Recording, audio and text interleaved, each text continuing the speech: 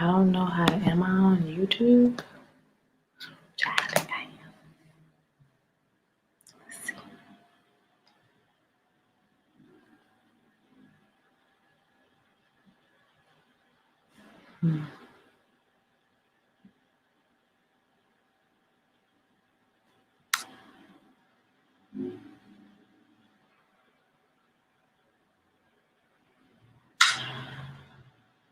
Hey. Hey. Okay, well, let me mute myself. All right, good. Hey, Mello Richardson. Oh, no. Hey. Hey, Jaso. Okay, good. I can see I'm on stream. Y'all haven't done this before, so, let me know. What's up? Hey, Alex Mateus. Hey, Nick. Hey, how y'all doing? What's up? Blessed and grateful, Keisha. It's so good to see y'all. Good evening. We're going to wait for some more people to come in the room. Come on in the room. Come on.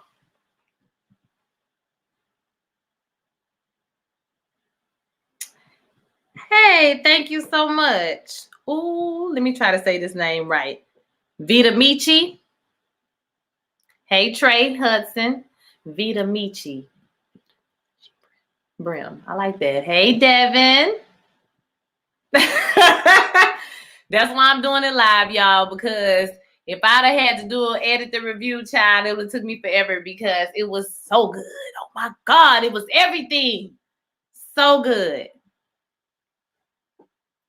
What up, SJ Outsider? Yeah. Listen. Try to do a little something, Hey, Larry. Okay, I'm going to get off of my thing and get on my notes.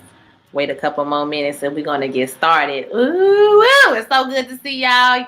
How was y'all day? What y'all had going on today? The episode was, it was ridiculous. Like, it didn't make no sense how good the episode was. It was so much like, it was just so much. Like, it was everything. So many moments. I can't wait to get into it. It was really, really good. Hey, Brittany. Yeah.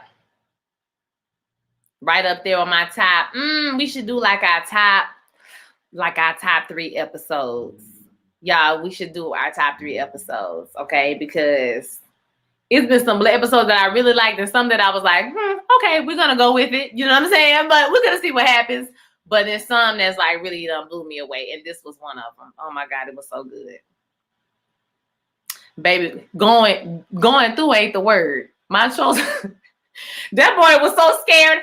I really stopped and was like, well, damn, ain't nobody even stopped to think about Montrose. Like, I know he's like a horrible person. Like, I know. But you know what I'm saying? Like, shit. He done been through. You know what I mean? Like, to go back to that after you've been through all of that has to be hard. Like, that has to be hard. And he was scared out of his mind. Whole thing. He was going through, baby.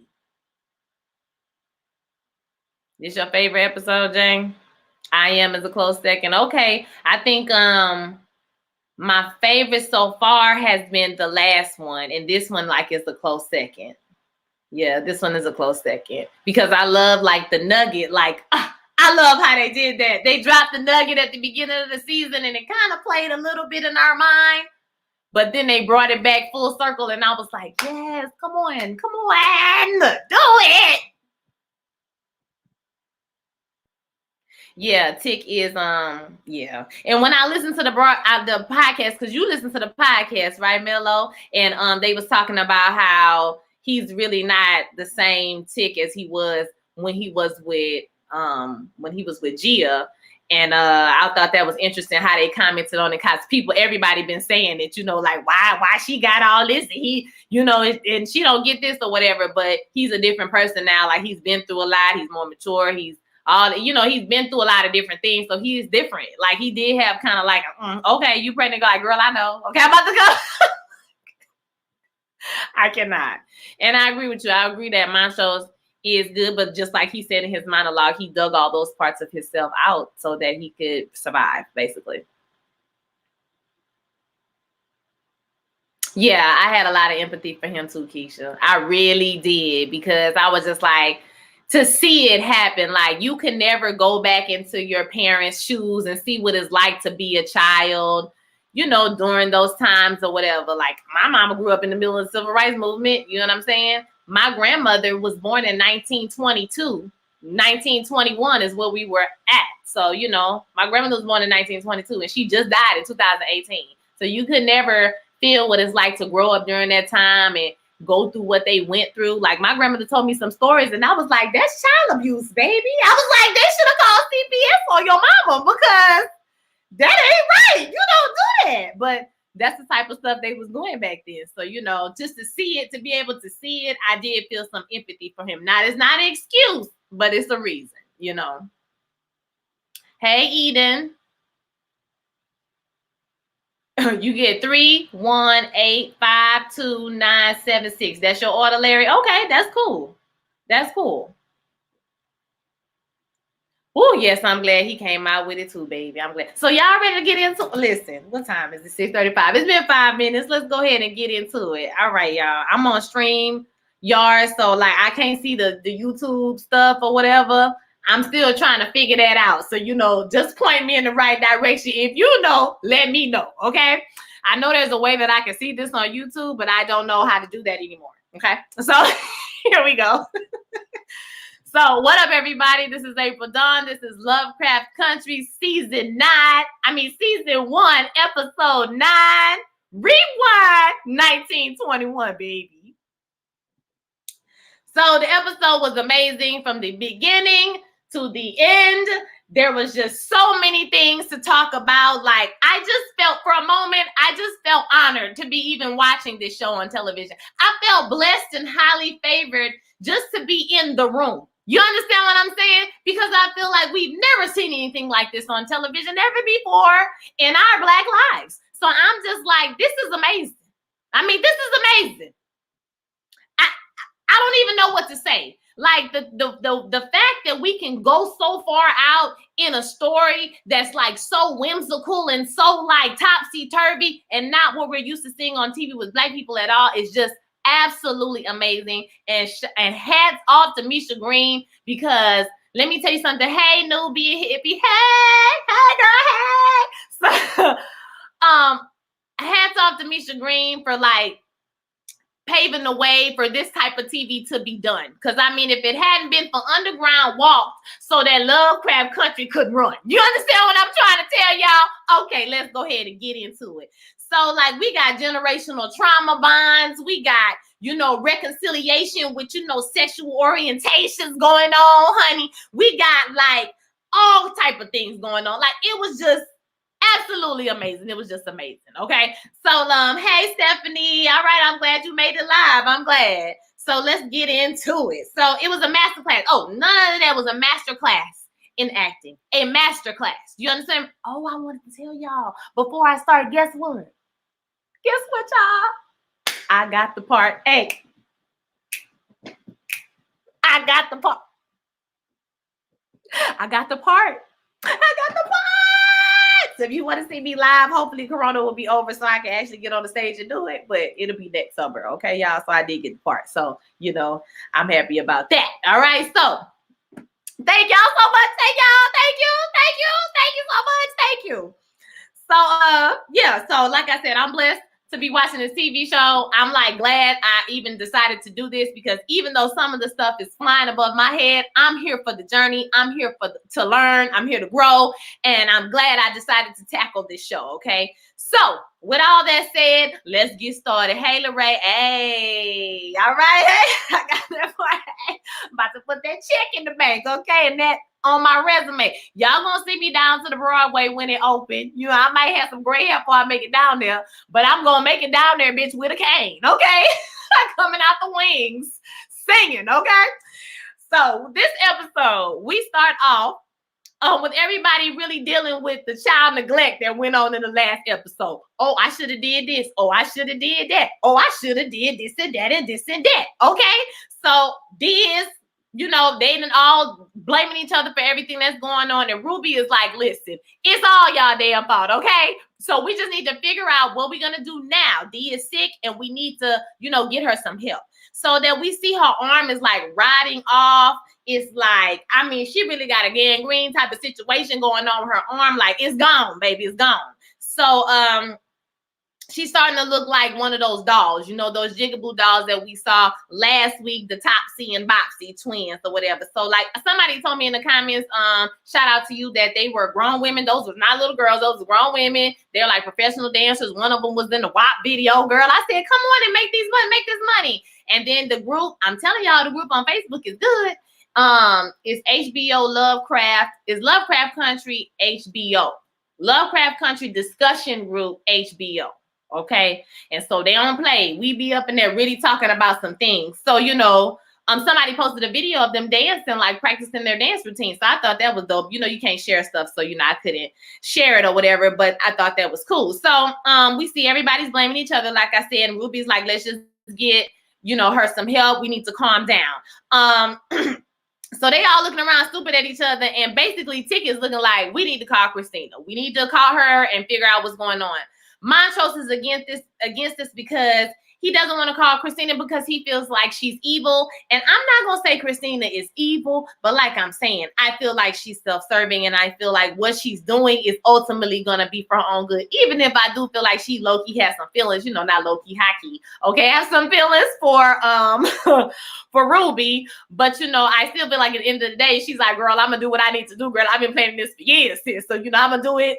With or without you, she got a plan, and she's going to execute this plan, right?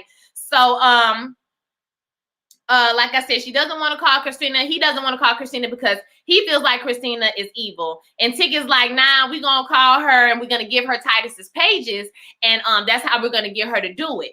And Letty is like, hold up, I mean, I got to tell you something, okay.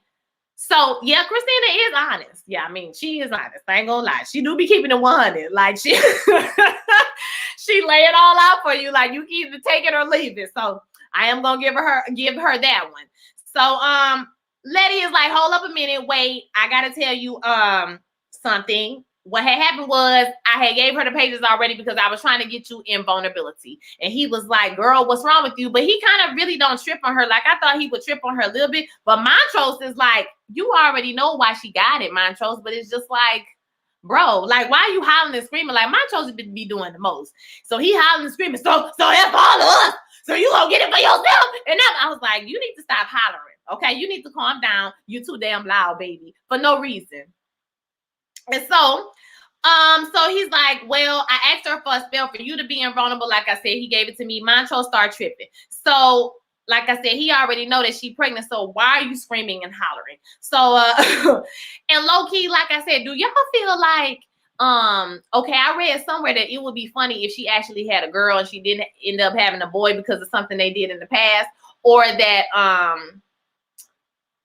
like she's, okay, so I lost my train of thought. Hold on.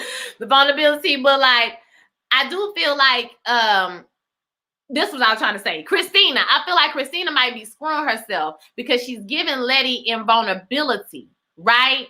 So in my mind, unless there's some way that Christina, you know, magically knows that this girl is pregnant, is Christina almost screwing herself a little bit? Like, is this a way they're going to be able to like get out of things? Like, this child is going to be clutch. It's going to be key in some type of way or whatever. But yeah, some people were theorizing that she might have a girl. You know, they keep stressing boy, and son so much that, you know, something they might have did could have changed it around and she could end up having a girl, and it would be like, whoa, you know what I'm saying? Like, that would be plot twist on your ass, okay? But I do think that like I said, unless Christina knows that she's pregnant, her giving her invulnerability is definitely giving the Braithwaites another heir. So is she doing it on purpose? Like, I need to know, Christina. I want to talk to damn Christina, okay? Because Christina got the answers, apparently. Okay, Georgina Freeman. That's hilarious. So I don't understand why she did that for Letty unless she's not the true big bad of the season.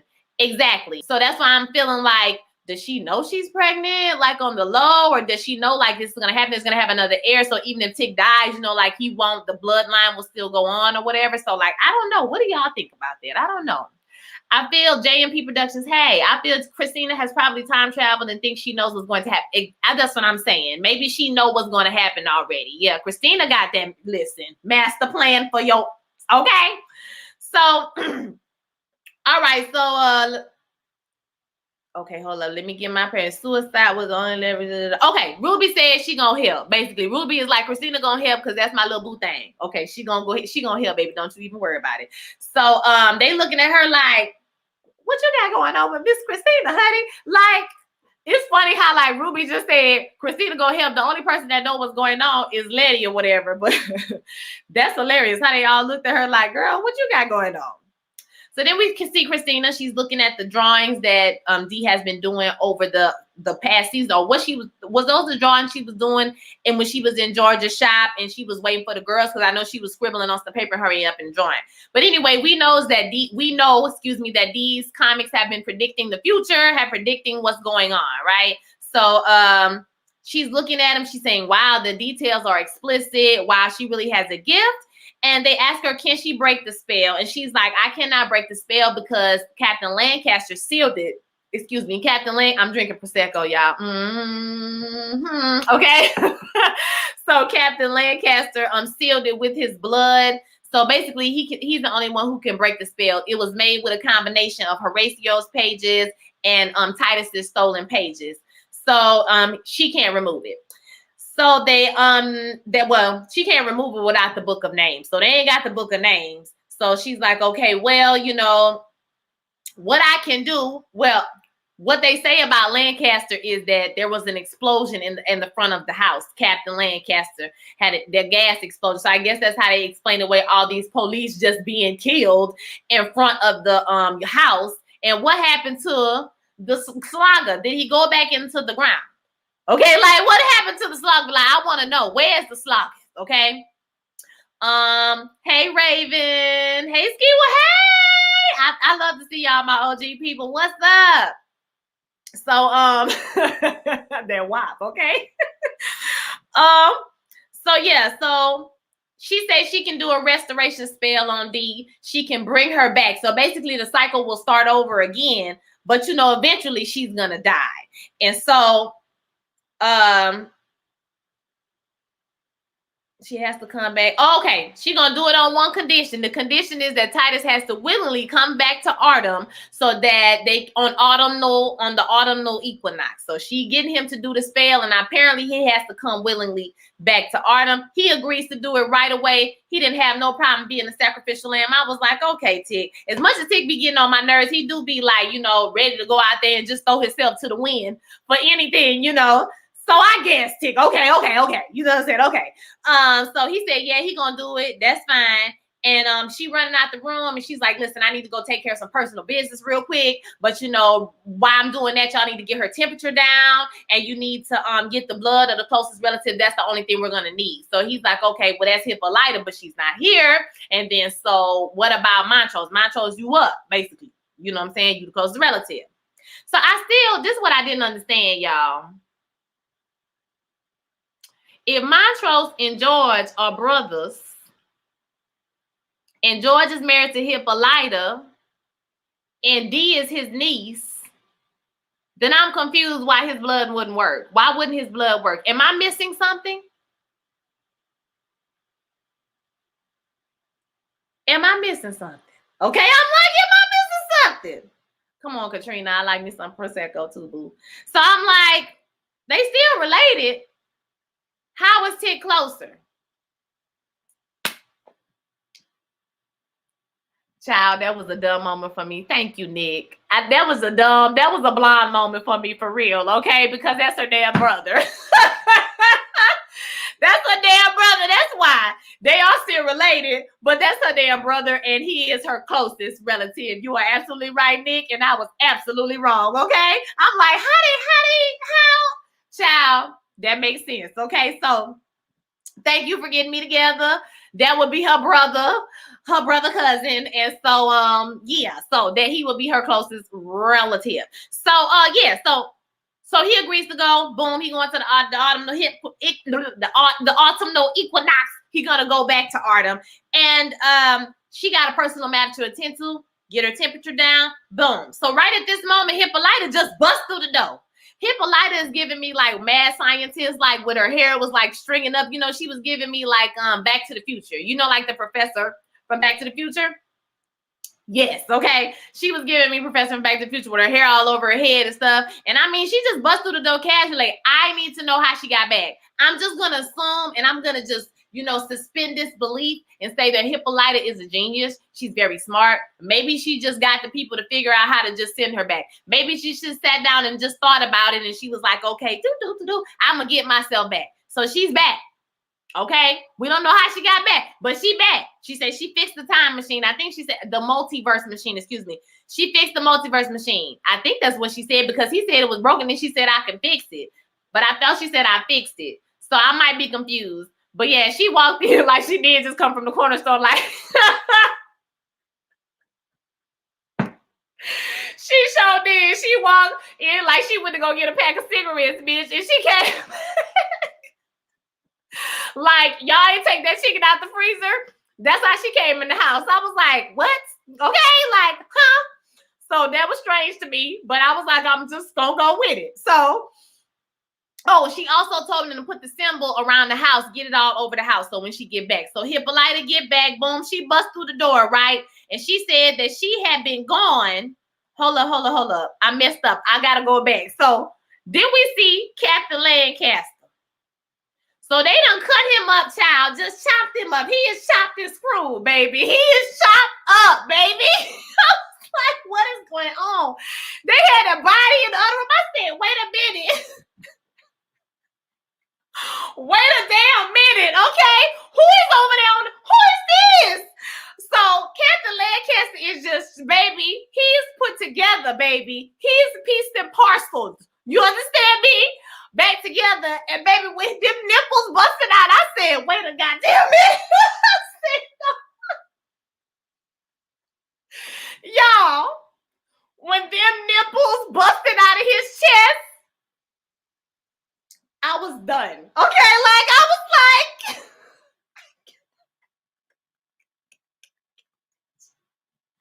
the whole scene was going by, and that's all I could stare at was the nipple holes in his chest. Like, it was really just stressing my spirit. Okay, like I couldn't do, oh my God, I got a super chat. This never happened before. Okay, hey, Montez. Thank you for the $5 super chat. Thank you so much.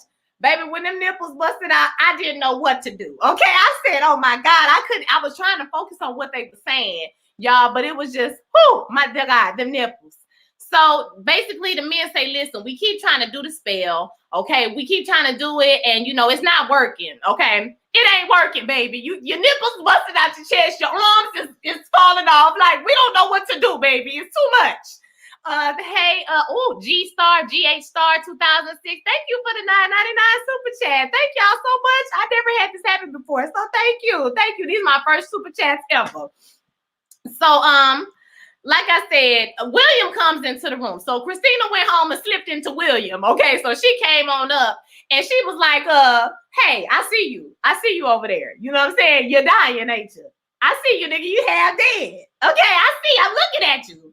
And what I wanted for you, okay, what I wanted for you is to have 1,000 deaths over and over again. It don't matter how they piece and parcel your ass back together. It ain't gonna work. It ain't gonna work. It ain't gonna work. Okay? It ain't gonna work. It ain't gonna work. It ain't gonna work. And then I saw an article today I was reading about the show. Somebody was like, in the end notes, the author was like, so you mean to tell me that Christina had no problem with this man chopping up black people over and over again for years and years? Christina is the devil. Okay, like, oh, it's the devil. She is low-key the devil.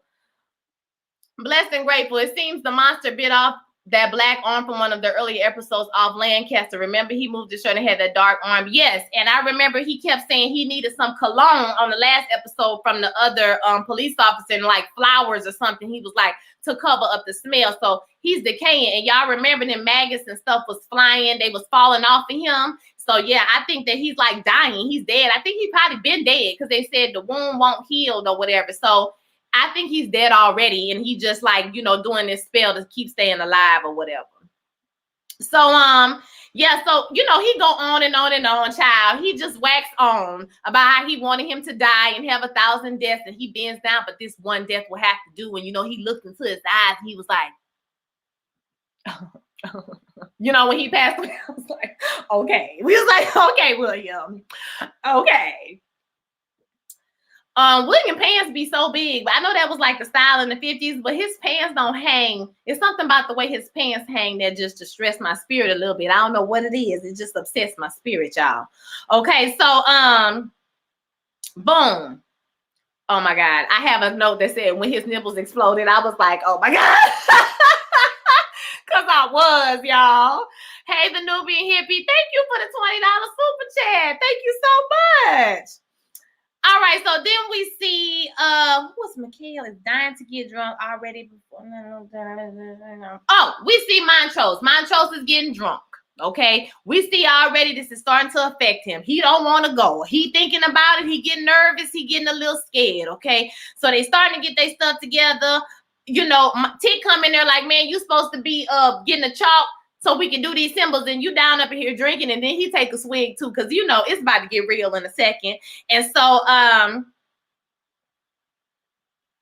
Montrose talks about George. He contemplates on George and how, you know, he should have took the bullet for George. He should have been the one that died. And, you know, the last thing he said to us was take care of the family. And so he says, he said his last word, take care of the family. Yeah, he said, well, you know, you the one who said the spell that saved me. You know what I'm saying? And we're going to use your blood to save thee, so it's all good. And child, then he turned around and told him that George might be your pappy. I said, nigga, you didn't even say, hey, son, let's talk. Hey, guys, I got to tell you something. We really need to talk, son. This is important. Like, you wasn't gonna do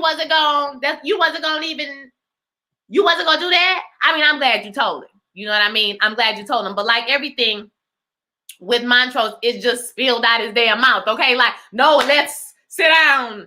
I really need to. Nothing. Okay. So he tells him, George might be your pappy. Tick turned around and I was like, wow. Teak started crying. I was feeling him. Jonathan Majors was acting his ass off, okay? Because he was like, so you mean to tell me you beat my ass for 15, 20 years? So you beat my ass. And I sat up in the chair right there. I said right there. And I was like, I wish George was my pappy. And I had forgave him and I did all that. And he my pappy.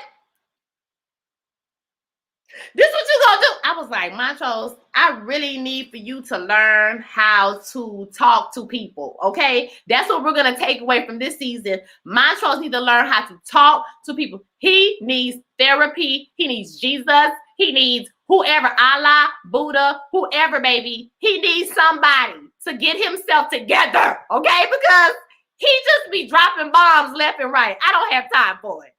So, like I said, he said, you know, so did my mama cheat on you with George? And he was like, he didn't really say nothing. He was just like, well, you know, when you go through something like that, talking about the Tulsa Massacre, you know, it builds a special bond. You know, it creates an unbreakable bond. And he said, you know, basically that's when he went into that. I was hoping and praying that George was my daddy. And, you know, it turns out he might actually be my damn daddy.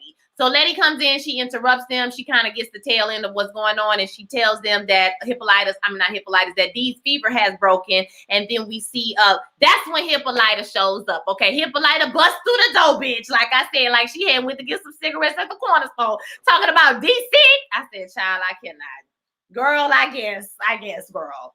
So I'm trying not to judge your motherhood. You know, I'm trying not to be that black woman. I want you to be free and explore yourself. But damn, I mean, your child was getting cursed and shit while you was here, girl. I mean, damn. Okay, but we glad you back. You back, okay? Even though I'm side-eyeing your ass, you back. So, Sky, what let me say? Sky Osini. Oh, that's a hard name. I also got to know how he means might be. Had me questioning his mind. Also, entanglement. Okay. Okay. George didn't help Tick either. They had entanglements. They sure did have some entanglements. Like he said later on, he swallowed his pride, bitch. He didn't say nothing. I said, okay.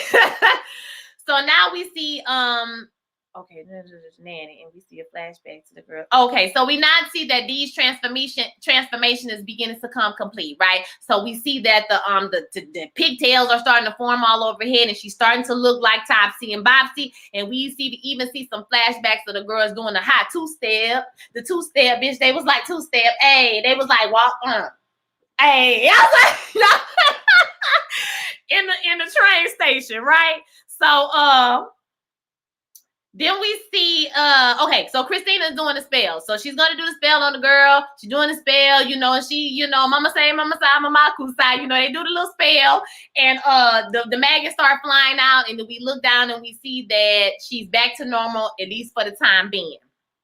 Okay, so Christina busts out the door like, bitch, I'm gone. Okay, I got what I needed. Be there or be square, bitch, and I'm out. So Ruby is following her. Girl, Ruby was, I don't know, like, let's talk about Ruby, because I'm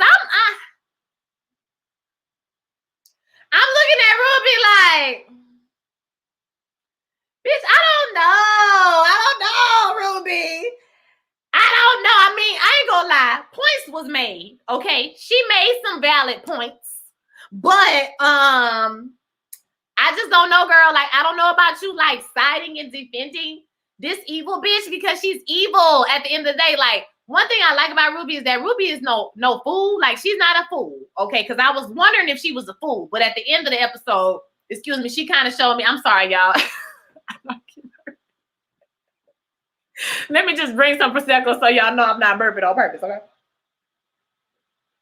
Okay, it's a cute belch because it's Prosecco and I'm bougie, so it's like a little cute. It's a belch. It's a little, you know, so, you know what I'm saying? Don't worry about that. She playing both sides. Ruby is getting on my nerves. Christina, she getting on my nerves a little bit too, okay? Ruby's getting played and she doesn't see it.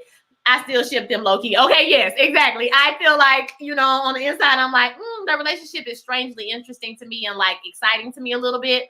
But at the same damn time, I'm just like, girl, I don't know about you. I'm just looking at you like, sis. So anywho, they leave out, and you know, Letty follows her and is like, girl, you can't trust her, girl. She's trying to play you or whatever. And she's like, girl, she's not trying to play me, girl. You know, I think I missed a super chat. Did I miss a super chat? Hey, Lorraine, thank you for the $9, girl. Ruby bounced with her woman like, bye. Okay. She sure did, girl. She bounced, okay? And she was like, girl, listen. She didn't shoot you. Her pappy shot you, okay? She protected you, and she made you invulnerable. Since you need to be getting in the car with us. Because you see how Montrose came at you, girl. Because Montrose did buck on her, and Ruby was like, hey, you know what I'm saying? I be mad at her, but watch yourself, okay? So, like I said, points was made, but at the same time, girl, you can, just gonna get off in the car and ride away with the enemy. I'm like, I don't know. I don't know about Ruby, okay? I don't know. Because Ruby, this episode basically was like, fuck Tick, okay? Yeah, okay? I'm going to do what I need to do for me. So, Letty's looking like, damn, girl, I mean, you really, sis, I don't know if you should do that. But, you know, I felt bad for Letty because she pregnant. You know what I mean? She's pregnant. And Letty, and Ruby almost did spill the beans, but we already know that everybody already knows. So, you know, Ruby almost spilling the beans really didn't mean much in that scene. But she did, like, hold herself back from telling them that she was pregnant. All right, let me see where I'm at. Okay, so Christina is back up in the room. I mean, the basement. She's getting some things, you know, moving some things around, honey. And we see that Ruby is sitting with her homegirl, Hillary. Okay, her other half. And so she's sitting, tending to her, just looking at her. And she asks Christina who she was. And Christina is like, hey, you know, she was the undertaker, or not the undertaker. She was the caretaker. She was the groundskeeper at her dad's, you know, place. And she said, oh, okay, well, what happened to her? She was like, your sister knocked over the head with a shovel. And she says, okay, well, was you going to tell me about your plans for the autumnal equinox? And Christina was like, huh? What you talking about? Huh? What you mean? what you talking about? I don't. And she said, listen, hold up, I skipped something. Christina, you said you can't trust her. You can't trust Christina. You can't trust Christina. I heard you try to hurt anybody that said that made you in fun of that. Okay, so I got all that. So anyway, she's basically telling Ruby, you know, I don't have any problem. She get in the car, she leave with Christina. Okay, so Hippolyta is packing up. I'm getting ahead of myself, y'all. So I'm gonna go back. So Hippolyta is packing D up in the car. She's getting ready. She's telling them that the source of magic, you know, all of this stuff. She's saying she was on Earth 504. She was there for like 200 Earth years. No, 200, the equivalent of like 200 years on Earth. But she was like naming herself as anything she wanted to be in the universe. Because Montrose was like, girl, you sound crazy. And then she let him know, like, this is what I've been doing. This is where I've been at. You know what I mean? She got 24 hours. So we're going to go to the place, to the building. What's the building? Where the time machine is. I keep saying the time machine, but it's the multiverse machine, okay? They're going to where the multiverse machine is. She gonna fix it in 3 or 4 hours. Like I said, I don't know how she got out the multiverse when it was broke, but you know, whatever, because it was like it's broke. She said, I'm gonna fix it. I said, okay, boom. So we're going there, right? So we're gonna do it. They packing her in the car. Get your ass in the car. At this point, Montrose is shook, bitch. He is looking like, I don't want to do it. I don't want to do it. I don't want to do it, okay? But he got to do it. They ain't really got no choice, okay? So, yeah. So, we're going to do that shit tonight. Get your ass in the car. Let's go. So, they get around and they go. Okay, so. Hold up, y'all. I got to text him. Oh, Lord, child. I hope you're all right. I'm going to text him after I leave here. Okay, so. Then we see Christina down in the basement, right? Ruby, boom. She with her. How did she die? Your sister knocked over the head with a shovel. She said, did you only save Diana so that you can get to Atticus? And she was like, well, she said, I've never asked you about Atticus. So they're going back and forth about, you know, using each other, basically. Are you using me? Are you using me? And so she says, well, you need to be honest. I was your plan B. Don't get it twisted. And she said, well, you asked me to come today? And girl, I came. Okay, I was there, sis. So I showed up. So Ruby is like, do you plan on killing Atticus? And she's like, I need his blood to do the spell. And yeah, I'm going to need all of it. So, I mean, it is what it is. And Ruby was like, well, I mean, are you going to kill my sister? You got to promise me you ain't going to kill my sister. And she like, nah, girl, I ain't going to kill your sister. You know what I'm saying? It's all good. I ain't going to hurt your sister. But that don't mean much, y'all. Just because she's saying, I'm not going to hurt your sister, that don't mean your sister ain't going to get hurt. Especially if she found out she pregnant. Okay? So, I don't know. But she goes over to the white woman, to Hillary. Because, you know, Christina goes on about how she wants to experience eternity. Basically, they're finding common ground about why they want to learn magic. You know, Christina talks about how her father and then talked about magic like it was, you know, nothing. Just like it was money, like it was anything, right? And so she was like, I want to experience everything. I want to experience the whole eternity of first. You know, I want to experience all of that. And so Ruby, I think that her being a white woman, Christina is giving her the opportunity to experience everything that she would like to experience in life, because during that time and during that place in history, Ruby is far ahead of her time. She would not be able to do all of the things. Well, she don't think she would be able to do all of those things. Okay. So I'm like, you know what I mean? So yeah, Letty is invulnerable. Letty is fine, but we also got to remember that Christina is the one who put the spell on him. So, you know, just like, well, I mean, going to talk about the Cosby Show, but, you know, I brought you in this world, I'll take you out type of thing. So if she put the spell on her, maybe she can remove the spell as well. You know what I'm saying? So we, you know, she invulnerable for now. So, I would just be worried. I'd just be worried about anybody that's pregnant, like, and going into dangerous situations and stuff like that. So, you know, I'm worried for Letty. So, I mean, she ain't her normal, like, self because, you know, she hormonal or whatever. So, we'll see what happens with that. I'm just worried for her. I'm just a little over worried. Maybe I'm worrying too much. But anyway, she want to experience eternity at first. Like I said, I think that Christina is offering Ruby an opportunity to experience the world in a way which she feels she cannot do otherwise. I don't think that's necessarily true. Now, for that time, it would have been hard to. but maybe you could have moved out the country like Josephine Baker. You would have had to take a big major step if you wanted to just be free. And even then, you probably still would experience some things, you know, as being black, you know, anti-blackness is worldwide, unfortunately. So she goes over and she, like I said, after she asked she's going to kill Letty, she said she's not going to kill Letty. She goes over and she pulls the plug on Hillary, and she said, you know, when she imagined herself being a white woman, she always imagined herself being a redhead. So we know now these two hoes done linked up, bitch, and I don't know. Okay, they about to go kill somebody because you're going to have to kill somebody to have some red hair, sis. So it's hunting season for these girls. So let me look at some of these comments. Ruby is using Christina for a peen and potions. My God, yes, she is, because Christina be slipping that peen on like a strap on. Okay, let me find out. Running behind a white one. I was like, yes. She heard Letty, and she is running behind a man like her mother. Yes, she did. Ruby is acting more like her mother than Letty. Yes, she is, Sparkly Coffee Girl. You are absolutely right. She is the one who is running behind her man girlfriend. Okay.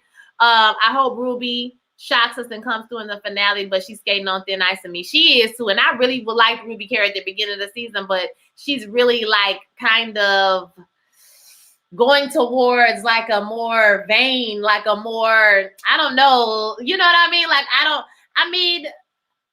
in some ways, I understand Ruby's position, because sometimes you just want to do stuff for you. Like, you tired of worrying and caring about it and trying to be a part of the cause. You just want to do for you for once. You know what I'm saying? So I understand what she's feeling like, but I'm just like, damn, like at this time right now when your family is going through all of that stuff, I'm like,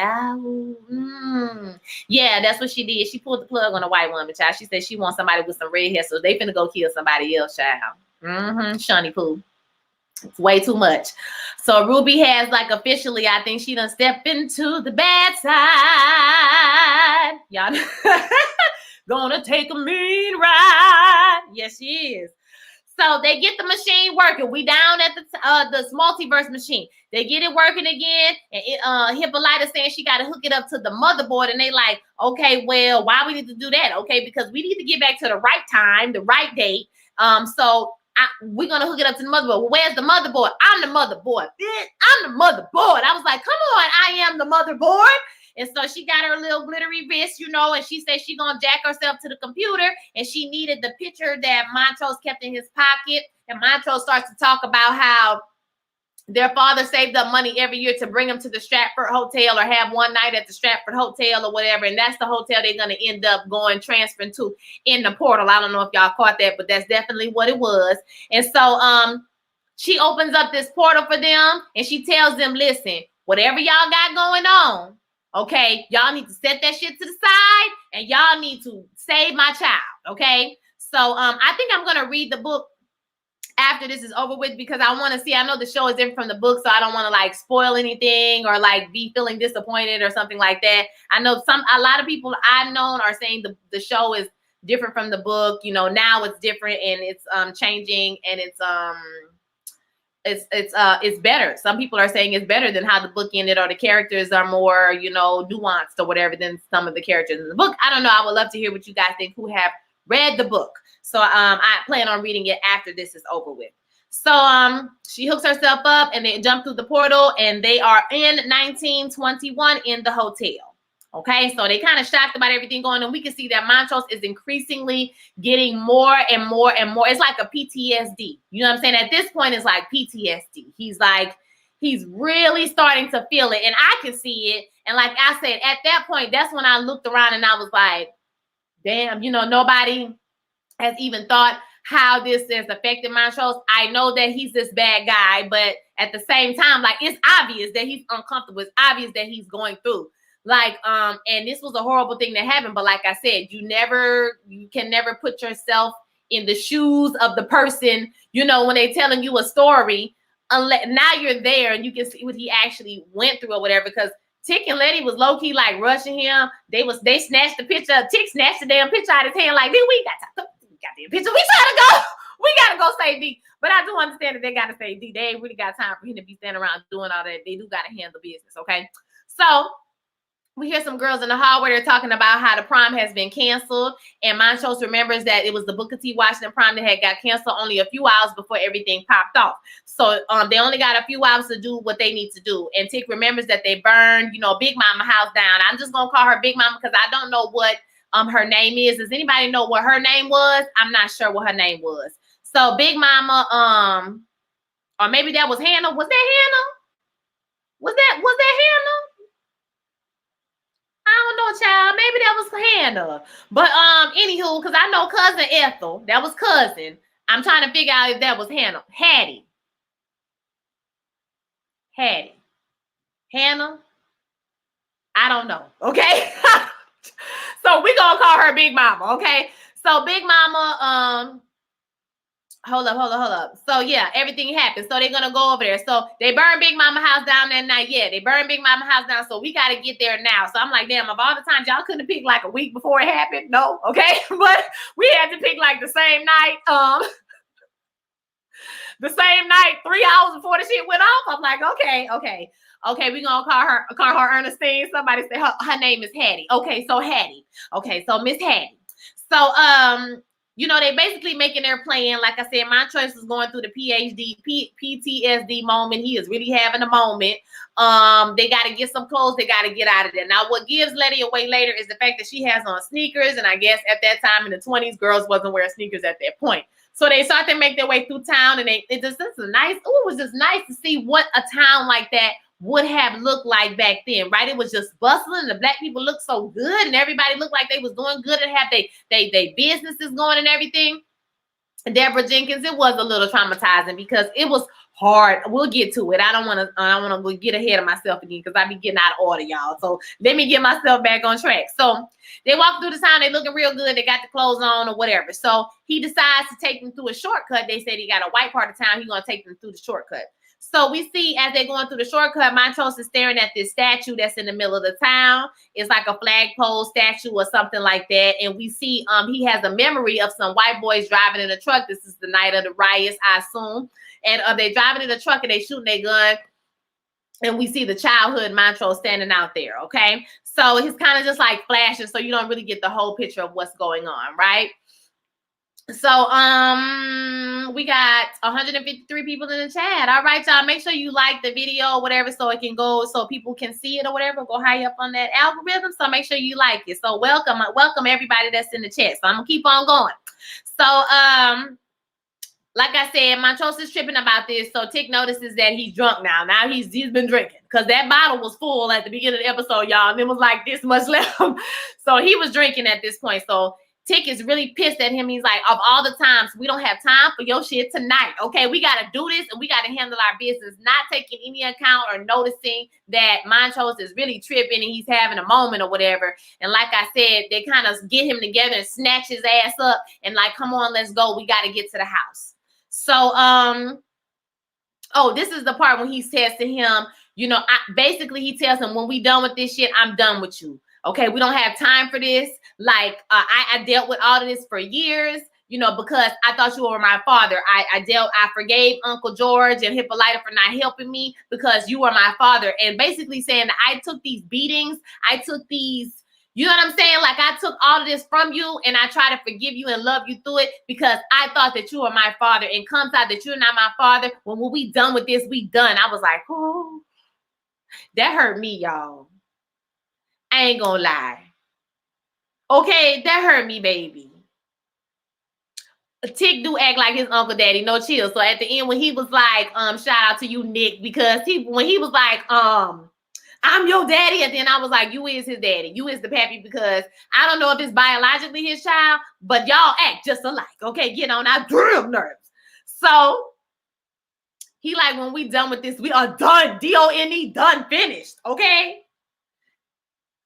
So then we see the children. The children are laughing, and the people are just, having a joyous day as if nothing's that they don't even know what's about to happen to them, baby. And so we see Montrose and Tick, and they coming around the corner, right? So they go through a little shortcut. They in like a little barn, and they kind of just looking across the street at the house. And then we see that we see that Montrose is getting beat by his father. And that actor, he's in a lot of different things. Most recently, I can remember is Black Lightning. Is it Black Lightning? Yeah, Black Lightning, which is so good. He's so good on that show, so I really love it.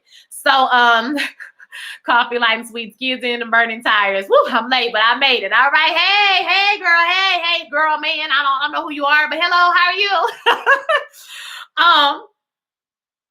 But yeah, so he getting beat in the yard. So his daddy is busting him over him, just busting. I was like, Lord, they just walking by on the street like ain't nothing happening. I mean, I guess back in the 50s, people just minded their business, but I was just like, y'all just gonna watch this boy get his ass beat like this is just too much, baby. This is too much.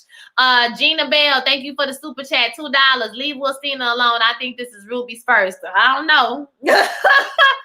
I don't know about that, but we gonna find out. Wilstina. We have Rutina and a Wilstina too.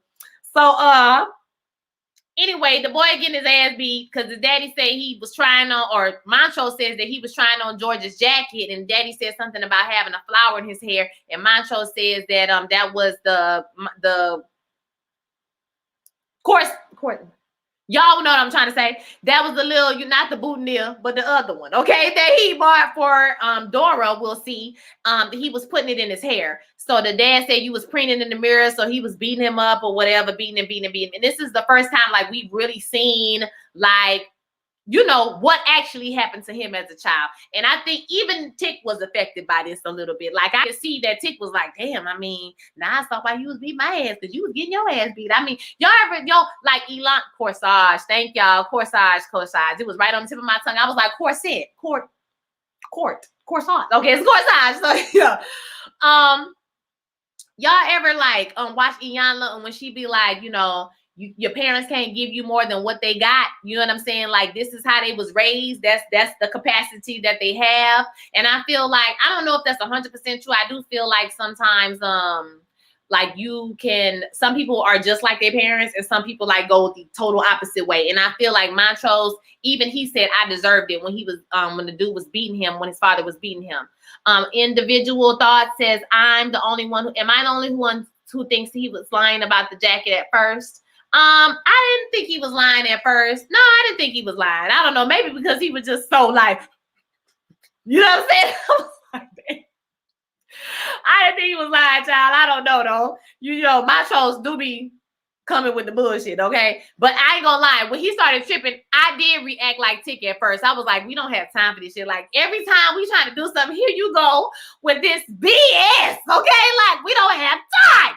So anyway, like I said, even Tick was affected by seeing his father getting beat like this. I mean, and it was bad. He was beating him down. And so Dora comes into the yard. She's coming to go to the prom with George. So this confirms probably what most of us thought, that George and Dora were probably dating at some time, was dating before, she ended up marrying Montrose or getting with Montrose. But she comes up and, the father said something smart to her. And then her daddy come out, because they live right next door. Her daddy come out and he seemed busted out when his dad mentioned a flower. Yeah, that's what I'm saying. His daddy caught him. He said you was preening in the mirror, with flowers in your hair. So he took George's corsage and was putting it in his hair, and then he had his jacket on. So that's how he got the whooping. His dad caught him. So like I said, Dora's father comes out of the house. He like, listen, you can talk to your child. You can do whatever you need to do to your child, but you ain't gonna be disciplining my damn child like that. Okay, watch your damn mouth. Okay. So, his dad kind of like stumbles back into the house, and he tells George, I'm glad it's another man in the house or whatever. He stumbled his drunk ass back in the house, and Dora goes off on George and is basically like, listen, I'm gonna need for you to help your brother. Okay, like your brother be getting way more whoopings than you, and I don't see you doing nothing about it. And Montrose comments that, that wasn't true, that George helped him more than anybody else had ever helped him, in his whole life or whatever. So, he kind of like backs away. Young George backs away, and he has the flower or whatever. And is it me, or did that boy the boy who played George look like the boy that was on the back of that book, or Thomas kind of looked like the boy that was on the back of that book or whatever? Anywho, so he he gives her the flower. She like, go ahead, put the flower on. So he put the flower on her, and it look like they're gonna go. But right outside, her sister comes out the house and is like, hey, mama said, or Miss Anna May had called and said that the prom is canceled. So they decide to go and look for Montrose, because Montrose ran off after Dora came up there. Okay. So Letty and Tick are trying to like plan out what they're gonna do. And so they look up and Montrose is gone. He just damn gone. Okay. So they're like, oh my God, what's going on? So Tick puts together like, oh, he's trying to go help. He's trying to go help warn George about what's going on. We gotta go find him. Let me stop. Lorraine says, but if you got beat, how you beat your kid down so bad? Like, did he even try to be a drunk jerk, Aggie Montrose? Like, he literally turned into his daddy. Montrose literally turned into the exact person that he hated so much. That is generational trauma, just textbook. Okay, you justified this man beating you up. Like he said, you cut out all the soft parts of yourself, and then you covered up whatever you was feeling with alcohol, and you ended up turning exactly into the person that beat you down, and you did exactly what he did to his son, and you justified it the same way he did it. Like, make it make sense, God. But that kind of stuff happens all the time. Y'all will be surprised how much that stuff happens. That is like common. That's crazy. So we're gonna keep going. Okay, so okay. Oh, so after they go off, Tick kind of like cries a little bit because he's saying that, oh, well, let me go back. So Tick and Letty are like, boom, we need to split up. We need to figure out what we're doing. So Letty is going to go to the house. She's going to find out what's going on. And then Tick is going to go and find Montrose. So they pause and have a moment. And she's like, well, we should name him George. And y'all, he didn't really react like I thought he would react. And like I was talking about earlier, before I watched this, I was listening to the podcast, and they were saying that people were saying that she's not getting the same tick as Gia was getting, and she was like, it's true, she's not getting the same tick. He's not the same. Like, I don't think he was saying like, oh, that's messed up, because the other lady was like, well, I thought he was just giving her the moment because he already knew about it or whatever. And she was like, well, I guess it probably could be interpreted in more than one way, but Tick is a different person. Like, Tick is totally different from what he was, back then or whatever. So Nick says, just like Tick beat Montrose like his grandfather beat Montrose. Exactly. Appropriating the role of the power player than the victim you were in, go to gain power. Yep. Q Christina. Hello, Q Christina. So yeah. So like I said, they go back, and at the same time they had to split up or whatever. So he didn't react like I kind of thought he would react it, and she kind of looked. I felt for Letty this episode. I ain't gonna lie, I was feeling for Letty. Okay. So we see Montrose go somewhere, child, and it was a car with some alcohol in it. I was like, this nigga gonna find some alcohol, bitch. I was like, if it's some alcohol to be found, he gonna find some goddamn alcohol. Okay. So he breaks into the vehicle. He started drinking the alcohol. He going through all his memories. We drinking. And then we see, she begins to turn. We know the lady is running. I had to I forgotten she was in this. Oh, we see Letty. Now Letty is walking, and she's the people's like, everything is starting to happen. So these men get out the car, and they like call this boy, and they beating the boy. The man see her, and he like 1-2 catch a nigga by the toe. You know what I'm saying? I don't know. He started running and shit, and she was started running. I was like, this bitch be running. Like Dirty Smollett must have had ran track, cause she be like, ooh, ooh, ooh. I was like, girl, you better run, ho. Run, Forrest. Run. I was like, girl, you running. So sis was running, and like she fell down. She had forgot she was invincible. She had fell down. Okay, like, oh shit, bitch, I'm good. Okay, so she was good. And right as we see it they getting close to her, Montrose's dad comes out the house. He's shooting the gun. Bow, bow, bow. Pew, pew, pew, pew, pew. Okay, coming to the house. So they drag her into the house, and she's safe for the time being. So she now in the house with Hattie and the whole family, and everybody's worried about what's going on outside. And obviously they're asking her, hey, who are those people? Did you see them? Where they came from? What's going on? And the man's like, hey, calm down, chill, relax. She flustered. Give her a second. And so Montrose's dad is or whatever, like, they're asking her what her name is. She's like, my name is Leticia. And so Montrose's dad is going to get the guns because he ready to pop on these niggas like, bitch, I got 10 guns. So you want a gun, bitch? You want a gun? Give me your gun. Give me your motherfucking gun. They ain't had no bass, bitch. They had guns. I was like, that's what I'm talking about, bitch. We ain't got time for no bad talk. We need some guns around this piece. So, he said he gonna slip out the back. It's only a couple of places they could have went because, you know, they like, we need to get the hell up out of here. But they're like, not without the kids, baby. Everybody's just worried. It's just a lot going on, baby. Okay, it's a panic. It's a lot. So he runs out, and we got Dora Daddy up in there, and you know he's in the house, and he tells Daddy, listen, if you got some people you need to go to, you need to get the hell out of here now. Okay, she's like, no, I'm gonna stay. And so he give her a gun too. Hey, if they come up in here, warn first, shoot now, shoot nail it, shoot warn first. Shoot second, okay? So Letty like, oh my God, okay? Oh my God, basically. It reminded me, she thought she was a white woman on Lifetime. Okay, I was like, girl, you better, bitch, run. You can't get hurt. Run, okay? Run, shit. So, okay, boom. So we at the we back at the middle of the town. Montrose is staring at the statue that we see earlier, and we see ticks come up on him. So he's like, okay, you don't need to warn George, you know, don't change what's gonna happen. It's gonna change everything that's gonna happen in the future. Basically said you need to realize what you are risking. Do not do this. And Montrose says, I know what I'm risking. I thought about it or whatever. Basically, because Tick was like, you ain't gonna meet my mama, you ain't gonna get together, yada yada yada. So he says, I'm not here to warn George. I'm here to save him. I'm here to do something. And so he says, Thomas. And he's like, what? And he's like, Thomas, he about to get shot in the head. And so if I don't save him. So back at the house, there's like back and forth between these scenes. So that's how I took these notes. So they're a little crazy, y'all. Back at the house, Letty is looking out the window. They're asking what's up, what's going on. Because she did tell the people there was a crowd of car people they down the street or whatever. And so we see Dora's little sister was sweet on George. And she had got into a little argument with Dora. It was so sad to me, y'all. That part was so sad to me.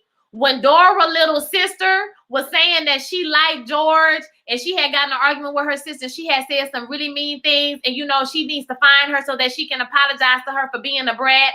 I was just like, and she said, because everything gonna be fine, everything gonna be okay, right? I'm telling y'all, my heart was like, oh, it's not gonna be okay. It's not gonna be all right. Like that hurt me. Oh, I was like, oh, child. That hurt my spirit. That hurt me. Okay, when Letty had to tell her it was gonna be okay, and bitch, it was not gonna be okay, baby. That hurt me. So, they start to hear them gunshots, you know, going off, and then she sends her to go check on her aunt or somebody. And so, okay, back at the statue. So Montrose goes into this whole speech about how Michael K. Williams is acting his ass off. Okay, about he was basically, he's about to tell the boy that the boy is the F word and I can't be with you. I'm not the F word, so we can't be friends anymore. And he said he had placed the boy name, or he had forgot his name. That's the only way like he can go on with his life and like move on or whatever. And he said, the only way I didn't die with him, you know. And so he says, apparently, yeah, that was the only way he can move on. And then he said, basically, Tick is saying, how do you know something else bad won't happen with this? You won't end up with mama. He says, it's just, this boy is just one of the many sacrifices I made to be your father, so he won't matter much. Basically, he's saying is, I've thought about this every which way I can think about it, and what I've come up with is that all I ever wanted to be was your father. Because at first when he started talking, I was like, well, hold up. What you about to say, Montrose? Now, don't say no crazy shit. Now, watch out, okay? But he was like, no, I sacrificed all these things to be your father. Basically saying that's all I ever wanted to be. And even though I found out that, you know, it hurt me, or I swallowed my pride when I found out that you might not be my biological child, and I didn't say anything, because you are my son, period. Okay, that's what he started talking about. He cut off the south parts of him, and he lied to himself for so many years. I mean, baby, he did. I didn't write down every single word, but I'm telling you, he did that. He did that. All right, I was like, you better act your ass off, sir. I was here for it, and I love that Tick cried for him. He said, you better be right. Basically stepping back and effectively saying, do what you need to do, daddy. I understand, and I hope that you're making the right decision. Baby, it was powerful. It was powerful. And y'all talking about the scene at the house? Yeah, it was sad, man. Danielle Wilson says, thank you for the $5 super chat. Beulah, her sister's purpose was to show that if any change happened, Tick may not exist. Yeah, because if she was saved and got with George, exactly, X, Y, and Z. So then that would have been it, right? Then that things would have changed. So yeah, it was just sad, man. That was sad in that house when that girl said, I just want to tell my sister I'm sorry, you know, and everything gonna be okay. I was like, man, that shit was sad. And so when they was in the alleyway, like I said, my heart just, it was just a beautiful to me that Tick stepped back and was like, do what you gotta do. I trust you enough that I would still exist. Bitch, that is, listen, I trust you enough that I would still exist if you take this step to go save this boy, because it's that important to you. My God. That's deep. That's some deep shit, okay? I don't even have the vocabulary, you understand? To talk, to dissect what happened in that scene. Like, I'm not smart enough, okay? Oh my God, this show is amazing. It's amazing. So, as he goes to step forward, he does not. At the end of the day, he does not take that risk. So I want to point that out. I didn't really catch that on the first time, but the second and third time I watched it, I said, you know what? He decided in the end that he wasn't willing to take that risk, and his son not existing, that he didn't even save that boy, and he could have. Okay, so we see him kind of walk forward a little bit like he's going to take it. And so we're back at the house now. And we see Letty looking through all these people's stuff. You know, she digging. And one of them tell you, Hattie came up there and Hattie was not playing with her ass. Okay. I was like, Hattie said, bitch, what you doing in my damn house? Okay. And she pulled that gun like, bitch, you better start telling me the truth. Girl, you finna get a bullet between your eyes. And so she was like, girl, listen. I'm from the future, okay? Like, I'm here. I am Dora's son's girlfriend. I'm pregnant with his baby. I need to get this book. This girl is sick, X, Y, and Z. She running down the whole thing to the lady, right? And at that moment, Miss Hattie realized, we're going to die up in here tonight, right? We're going to die. And Letty looks at her like, I mean, yeah, you're going to die. This whole scene was, girl, listen. Shout out to Miss Hattie, okay? And the motherfucking fam, okay? Pulling out for Miss Hattie, not for real, but we honorary poured it out for her. My God. So basically, she's like, I know you think I'm crazy, but I can prove it to you. I have a birthmark. Did anybody think that birthmark looked something like, if you was looking at Captain Lancaster scene on the wall, they had them symbols was on the wall right next to his face. Go back and watch it. It was like right here because he was leaning on the door, bitch. It looked just like those symbols, except for the symbol that he had. It had the stuff at the top, the little dots and the thing, but it had it at the bottom too. And they birthmark only have it at the top. Y'all go back and look at that and tell me what y'all saw. I saw that, okay? So she says, y'all got a birthmark. She shows the birthmark. She draws it, and the lady is like, boom, I believe you. Okay, girl, I believe you, okay? So then we see, okay, I got that, Captain Lancaster, right? So basically, she runs out like she's gonna go save the family because she a bad bitch. You know, Hattie is a bad bitch. She ain't playing. This is Harriet Tubman other cousin. Okay, this Harriet Tubman other. We got Lil Hattie. Lil Hannah. You know, that's her baby cousin. This the big cousin right here, Miss Hattie. Okay, I don't know if y'all knew that. That was just a nugget I threw in. You know what I'm saying? Through my own personal research, I realized that those Harriet Tubman family members. Okay, so. Okay, get back to the story. Get back to the story. Y'all, I'm lying. Yeah, that's really not. It's just a running joke. Little Harriet. Okay. So Big Harriet was like, Hattie was like, boom, I believe you, girl. It is what it is, sis. So she go over there, she get the book out. The camera's gonna go ahead. She get the book out, and she like, the book is protected. You know, I was told never to open it. Here are the words to open it, girl. You know, tell my son, when my great grandson is born, you tell him he is going to be my faith turned into flesh. I said, who wrote that? Who wrote it? Baby, when she quoted the Bible scripture that God knows the plans he has for me. Eyes have not seen, ears have not heard all you have planned for me. I said, you better tie it in. My God, it was so good. Yes, it was, y'all. I'm on that album. If y'all don't know, I'm on Brian Courtney Wilson's very first album, Worth Fighting For. I'm on the backgrounds. Go listen to me. You can hear my voice. It stick out. Y'all know what I sound like. So, anywho, when she said my faith turned to flesh, I said, my God. It's just like saying you are the hopes and the dreams of our ancestors. My God, come on. I almost ran, okay? When she said no one knows the plans that God has for me, I said, you better go. Come on. Anywho, I felt so good in that moment, but I was sad as hell because I knew it was about to happen, child. So Letty stood there and held that lady's hand while that lady burned. If y'all notice, her hand didn't burn for a long time because Letty had that spell and she was holding that lady's hand. Letty could have saved that lady if she wanted to. She could have hugged her and like saved her. But she couldn't do it because it would have changed the future. Baby, when she sat up in there and watched that lady burn, agonizing, painful, horrible death, it wasn't like she just laid down and died. Child, I was like, baby, give them all the goddamn awards. Every award they needed. If this show don't get no awards, I'm starting a letter writing campaign, bitch. We going down to the Emmy people. Do you understand what I'm saying? Baby. It was a lot. Okay, I was just like, this is a lot going on. This is a lot. Okay, so we're gonna go back to the back to the alleyway, right? So Montrose act like he about to walk up as he's like changing his mind or whatever, thinking about contemplating going forward. We see the truck drive up with the guys.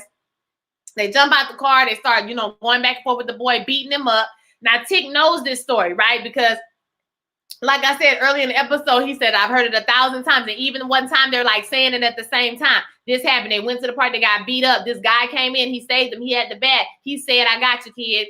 Hey, Jen, hold up. Let me get this one. Jen Owens, thank you so much for the $4.99 super chat. Thanks for making such an emotional episode hilarious with your commentary. Thank y'all. I try to give y'all, a lot of personality because I know there's lots of reviews that have, a deeper dive. You know what I'm saying? And I get that. I try to go as deep as I possibly can. We can get there together. But I want to give you some entertainment. If you're going to be here for an hour, we might as well have some fun, right, and laugh because some of that shit be funny. Okay, so let's laugh. So they go through the story. And I just love how that nugget has been given to us from the very first episode. Literally the first scene, we saw Jackie Robinson come save everybody with the baseball bat, right? And I thought this was the shit when it was so meta. Like, it was so dope that Tick realized in the moment that I'm the damn mysterious person that comes in and save everybody. I think Montrose had already clicked in his brain that Tick was the guy. And, back in his memory, he's thinking, because obviously everybody else is dead who was there. So, I think it clicked in his mind first. And then when the bat dropped, I said, bitch, here go a bat. What the fuck dropped in front of his ass? Nothing but a damn bat, bitch. I said, okay. So, baby, Tick went out there and went to batting them bitches. And I said, my God is a deliverer. Yes, he is. Because for all the stuff that we saw happen on that show, because after that we get to see like the destruction of the town. That was like literally the last part of the episode. We see him beat the shit out of these people. We get a poem. There's a voiceover of a poem that's going on while people are burning, and the poem was by Sonia Sanchez. It's called "Catch the Fire," or hold up, I got it somewhere here. "Catch the Fire," yeah, by Sonia Sanchez. And then the song that we hear at the end of the episode is a requiem that's from an opera about the Tulsa massacre. So a requiem that this lady, her name is Janai Berger.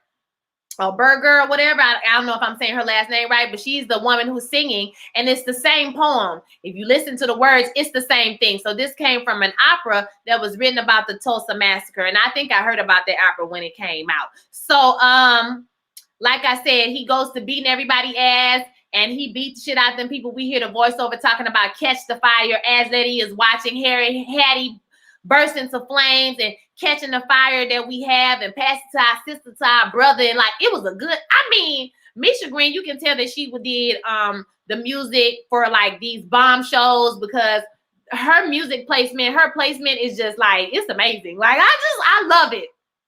And so boom, right? So they go there. So hold up, let me get my place. I lost my place, y'all. Pass it to the fence from the bottom. Okay, yeah, the fire inside of you. So, like I said, the streets. So we see the streets erupt in violence. So there's lots of violence going on. And I love during this episode that we got to see, and if you listen to the podcast, that we fought back. It wasn't like they just came into the town and they just hurt everybody and all the black people was in the corner and we was getting hung from trees. No, it wasn't nothing like that. We was fighting back. We was busting heads with bats, bitches. Okay. And we was shooting back with guns. So every type of defense was used. So don't think that we just went quietly or we went softly. We did it, baby. We was outgunned and we was outmanned. That's the problem. But we did fight back. So don't let them people think that we was just docile and we just took it, you know, whatever they dished out or whatever. So that's not the case. So we see, you know, that going on. Everything is happening through the town. And we see that Montrose and Tick, they make it back to the portal, right? And so Letty isn't there. So Montrose is like, I got to go find her. And so Montrose notices that something is wrong with the portal. So Tick jumped through the portal. I was like, nigga, why you jump through the portal? Okay. He jumped through the portal, right? So he jumped through the portal and Hippolyta is throwing up her eyes. I was like, Hippolyta is on her last leg, bitch. So he like, oh my God, what's going on? She's like, I can't keep it over. I was like, oh shit, bitch.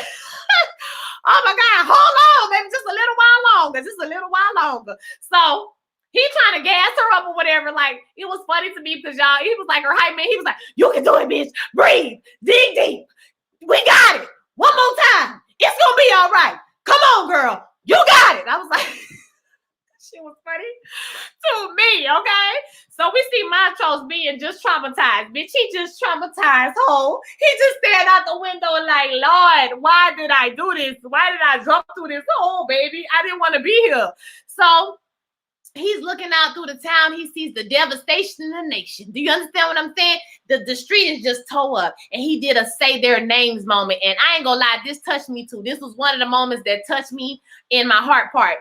Because when he was saying that, you know, Mr. Jackson was the best surgeon in the South and he got shot in the face. I was like, oh my God. And then he said, you know, Pete Pegleg, somebody last stand, basically when they was doing a shootout or whatever. And he said, but they still burned down the tailor shop. Like he was just recalling all his memories and like, it was like, say their names out loud. I was like, yeah.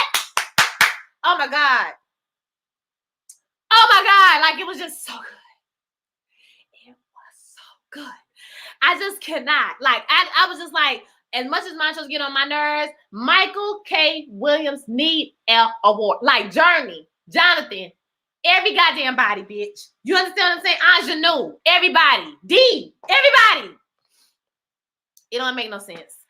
It doesn't make any sense. So he's looking, like I said, at the hotel. So he looking and then he sees out Journey is walking towards the hotel. She's giving us Firewalker, Stephen King. She's giving us Firestarter. Y'all remember Firestarter? She's giving us Firestarter. She's giving us, you know, slow moment, fire all around. Now I know she was traumatized. Okay, now don't get me wrong. I know you had went through, you know, traumatization. Okay. And so now you're trying to, I get it, sis, but you couldn't put no skip in your step, bitch. You couldn't put a little, you know what I mean? You couldn't put a little, you know what I mean? Like, let me walk swiftly, bitch. You couldn't power walk. Like, I was like, girl, we didn't got time. Bitch, Hippolyta hair started turning blue. Her eyes is rolling in the back of her head. She is commanding the winds and the thunder and the rains, bitch. She is turning into an X-Man over here, bitch. She finna turn into the goddamn, I said, y'all, hurry up, bitch. You walking too goddamn slow. I was like, girl, bring your ass, sis. Like, I understand, but we got to get back to the other side, bitch. You take it all goddamn day, okay?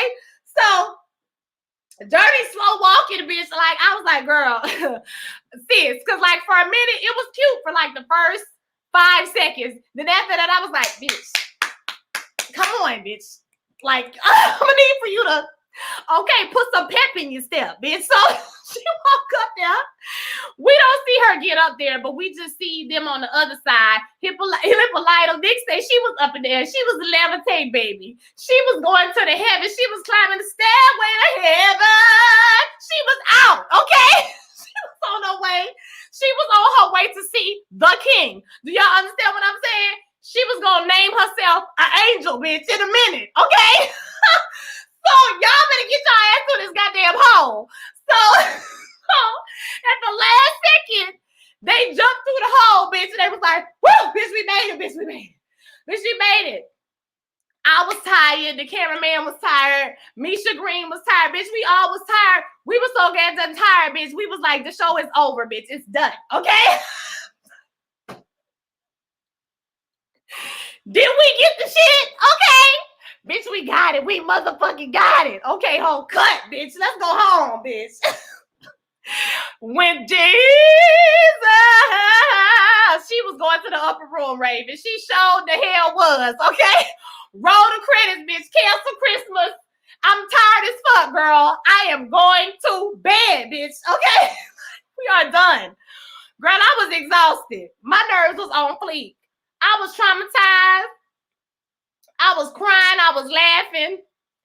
I ain't know what to do, okay? Like, I am Hippolyta, the angel. Okay, Rick. Hippolyta ass was finna be an angel. Goddamn, a cherubim, a motherfucking seraphim in a minute. Okay? Playing around, bitch. Y'all hurry the fuck up. Okay? That ending was random. Like I said, everybody was tired, bitch. They was like, cut ho, we are tired. We are tired, bitch. We are over it and we are ready to go to the house. So that's how the show ended, y'all. It was good as hell. And the season finale, like, I think Tick is gonna die. I'm just gonna tell y'all that.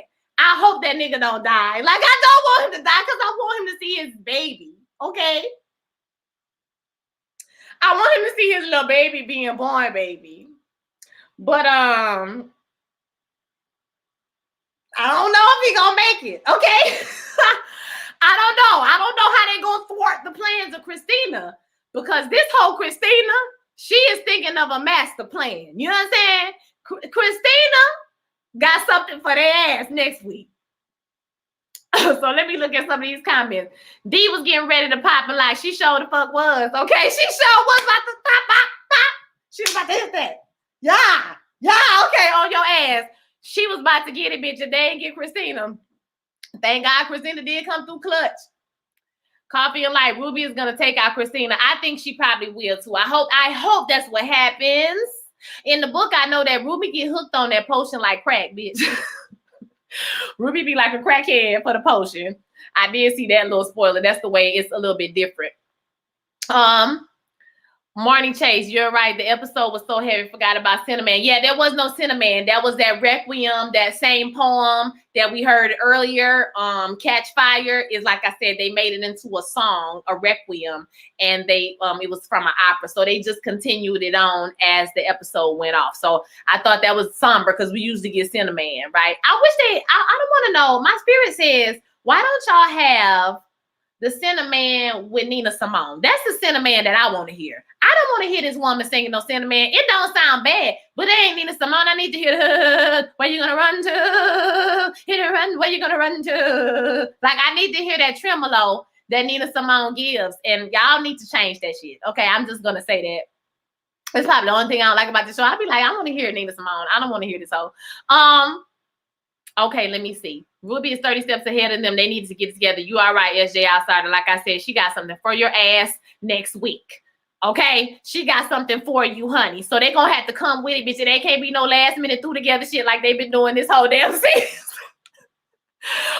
They're going to have to come with it. It cannot be last minute and threw together. B-Lo said, Letty said, I done ran I done ran this whole season. I'm gonna walk this time, okay? I bet that baby gonna fall out. She running again next week. I did see her running again next week. Lady said, bitch, I'm gonna walk this time. Oh, I'm walking today, baby. She did look like Storm, baby. Like I said, she was commanding the winds and the rains. Okay, the thunder. I was like, y'all better get goddamn Hippolyta because that throw up was taking me out. Okay, it was taking me under. But the worst part of this whole episode was when that man nipples exploded out his chest. Bitch, I like to die. I said,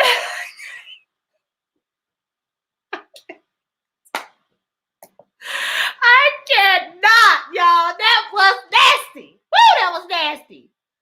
Oh my God, that was the worst thing for me. So I think that, I don't know, like I want to like say I have theories or whatever, but I really don't know. I have no idea what's going to happen on this show. It's so good. Like I know, I'm hoping that good prevails over evil, but I don't know. In my spirit, I feel like maybe the good people won't win. Maybe the good people won't be. Hey, Aisha. Okay, I pronounce Aisha. Okay. Hey, how you doing? Hey, Tiffany. Thank y'all for coming out. So yeah, I can't say what my predictions are. I know, like I said, Christina got something for your ass. I'm hoping that Ruby comes through for us at the last minute and she pull a okey doke on Christina, because my thing was she's not no fool. She know that Christina has used her. My thing is, you know that she met you, Wilstina, right? Has met you at that bar because she needed you as a backup plan. So I think Ruby is gonna come back to us next episode. Maybe that's my prediction. Hopefully, okay. So I think that will happen. I don't know if Tick gonna make it, y'all. I don't know. I feel like if somebody gonna die, maybe it should be Montrose. You know what I'm saying? But I don't know. You know, I don't know if Tick gonna make it. I don't know. And Gia. I pray that we get some type of resolution with Gia. Now, Misha Green said on Twitter that Gia was coming back. She's gone, but she haven't gone that far. So either she gonna join Magneto crew and be a bad guy and try to kill Tick, because he did talk to her real reckless, or she gonna be walking up there like Condola, bitch, and she gonna be pregnant too. I don't know. But when they was doing it, she wasn't a human yet, so I don't know if she could get pregnant. So that's something that I would have a question about, because she wasn't a human when they was doing it yet. Maybe she still needed her 100th soul or whatever to be a human. So I don't know if she could get pregnant if she wasn't a human. You know what I'm saying? I don't know what y'all think about that. Okay, I will. I'm gonna do it. Okay. The link is actually it's in the other video. If you go to the last Lovecraft video, I'll put it in the description. But when this video posts, I'll put it back in the description. Okay. So oh yeah, she gonna come up there like Condola bitch with a demon baby. Or like I said, she gonna join the good team. She gonna join the good fight, and you know we gonna be good. You know what I'm saying? So we'll see what happens. So I'm gonna go ahead and get off now, y'all. It's been so much fun talking to y'all. I've been on here for about 2 hours, though, hour and a half. So I'm gonna go eat. I'm hungry. I'm tired, and I've been at work all day. So I'll talk to y'all later. Okay. So leave your comments. I'm so glad. Do you think we should do this again next week, right? We should do this again. Let's do this again. Hold up. My thing went away. Come back. Okay, there it went. Somebody was calling me. Yeah, so we're gonna do this again, and we're gonna do it on Monday, because I want y'all to watch Pay Your Waits thing on Sunday night. She has 3 people on there, and some of them are smarter than me, and so they can really give you some good things, okay? And I'll do it on Monday. Shout out to the newbie hippie. Thank you for the $5 super chat. More lives. Thank you so much. So y'all have a good night. I will holler at y'all next week. All right. Peace.